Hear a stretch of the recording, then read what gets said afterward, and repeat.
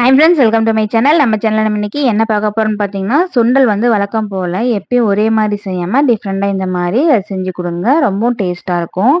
எப்பவும் நீங்க வந்து இந்த மாரி கடுகு, வெங்காயம்லாம் போட்டு தான் தாளிப்பீங்க இல்லைங்களா? நீங்க இந்த மாரி செஞ்சு குடுங்க. நல்லாவே இருக்கும் டேஸ்ட்டா. அது எப்படி செய்யுதுன்னு பார்க்கலாம் வாங்க. வாணலி தாளிக்கிறதுக்கு தேவையான அளவுக்கு எண்ணெய் விட்டுக்கலாம்.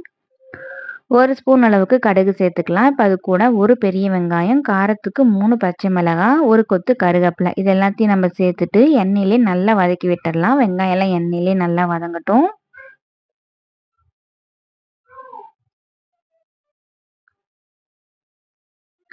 வெங்காயம் எல்லாம் நல்லா வதங்கினதுக்கு அப்புறமா 1 ஸ்பூன் அளவுக்கு இஞ்சி பூண்டு பேஸ்ட்டை நம்ம சேர்த்துக்கலாம். சேர்த்துட்டு இஞ்சி பூண்டு பேஸ்ட் வந்து பச்சை வாசனை போற அளவுக்கு நல்லா வதக்கி விட்டுறலாம். இப்ப வெங்காயத்துக்கு தேவையான அளவுக்கு உப்பு சேர்த்துக்கலாம். இஞ்சி பூண்டு பேஸ்ட் பச்சை வாசனை போற அளவுக்கு நல்லா இந்த மாதிரி வதக்கி விட்டுட்டோம் பாருங்க. சுண்டல் நல்லா வேக வச்சு வடிச்சு எடுத்து வச்சிருக்கேங்க. அதையும் நான் இது கூடவே சேர்த்துக்கிறேன். சேர்த்துட்டு நல்லா இந்த மாதிரி கலந்து விட்டுறலாம். குழந்தைங்கள்லாம் சாப்பிட்றாங்க அப்படின்னா நீங்க இது கூட வந்து கரம் மசாலா தூள் இல்லைன்னா கறி மிளகு தூள் இருக்கு இல்லைங்களா, அது சேர்த்துக்கலாம்.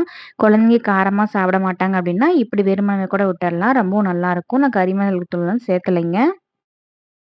நல்லா வதக்குனதுக்கு அப்புறமா ஸ்டவ் ஆஃப் பண்ணிட்டு தேங்காய் பூ தூவி இறக்குனோம்னா சூப்பரான சுண்டல் தாளிப்பு தயாருங்க. கண்டிப்பா நீங்களும் உங்க வீட்ல இதே மாதிரி ட்ரை பண்ணி பாருங்க. ரொம்பவும் சூப்பரா இருக்கும்.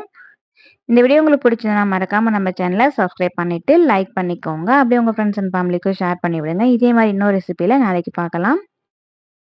Thank you.